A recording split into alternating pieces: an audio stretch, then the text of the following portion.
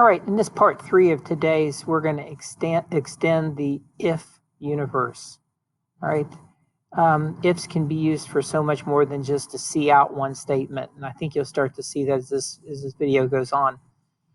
I've used the standard template, and I've just changed it up a little bit to kind of make it real life numbers to kind of make it easier to follow. All right, I've got two variables, int Luke score, int Mackenzie score. I prompt the user to enter both of these. Please enter Luke score, please enter Mackenzie score. Right.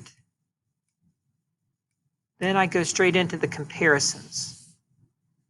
All right, once the user enters these, all right, look at this line. If Mackenzie's score is greater than Luke's score. This is different than what you've seen because what I had on the previous video was just a see out. The thing I need you to remember is if this condition is met, if Mackenzie's score is greater than Luke's score, that's true. Okay, so that means it means if this condition is true, which basically means if true, then you're going to do everything immediately after the if statement. All right? In this case, it's not just one line, see out something. It's brackets. These are the curly brackets, just like you use to encapsulate your program. Right? Now, you're going to encapsulate everything you plan on doing if this condition is true. So if Mackenzie's score is greater than Luke's score, you're going to do both of these lines. You're going to do see out, great job, Mackenzie. See out, sorry about your luck, Luke. All right. You do everything that's after this condition. All right. I want you to think about this. If these, let me get rid of them for a second. All right. If I get rid of those two curly brackets, I want you to think about what happens. If Mackenzie's score is greater than Luke's score, we're going to see out, great job, Mackenzie. All right? Because it does everything that's immediately after the if and the conditional statement. And then, no matter what, I'm going to see out, sorry about your luck, Luke. Because it's not part of the if statement if it's not either directly after it or in some brackets. So I'm going to put these brackets back.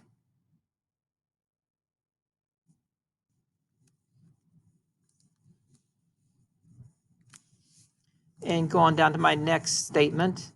If Mackenzie's score is less than Luke's, I'm going to do everything it's in the brackets. I'm going to see out, I'll regrade the test. Obviously, I made a mistake.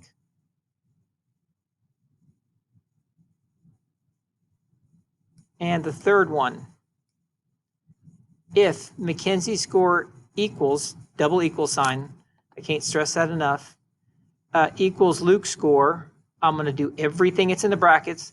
And this time it's 4 see outs, 4 lines. Luke cheated off of Mackenzie. All right. So whatever set of numbers I enter in here, I'm going to enter 2 integer numbers. It should trigger one of these 3 conditions. And before I run this, I just want to say this disclaimer. The names and scores used in this program are fictional and coincidental, probably. All right, I'm gonna leave it set where you can, where you can see this, and I'm gonna go ahead and run this. We're gonna test all 3 conditions. Please enter Luke's score. Luke got a 90. Mackenzie got a 98. Great job, Mackenzie. Sorry about your luck, Luke. All right, so that one works.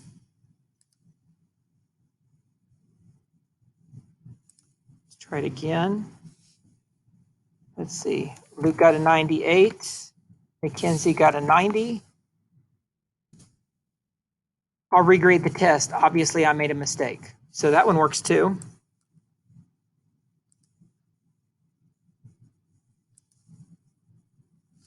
And on this one, Luke got 100. Mackenzie got 100. Luke cheated off of Mackenzie. So all 3 conditions worked.